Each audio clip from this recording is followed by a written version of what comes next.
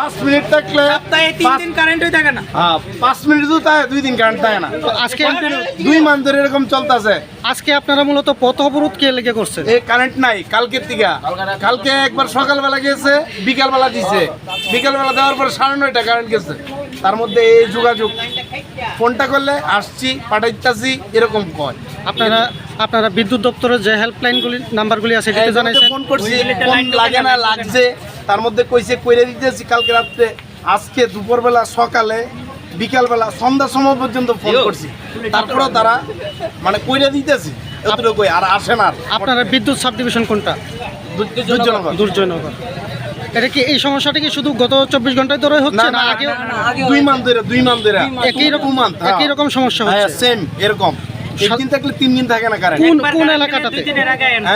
কোন এলাকাটাতে এই কারেন্টের সমস্যা করছে? এটা সাউথ বগাদি, নরসিংহ ব্যাক সাইডটা।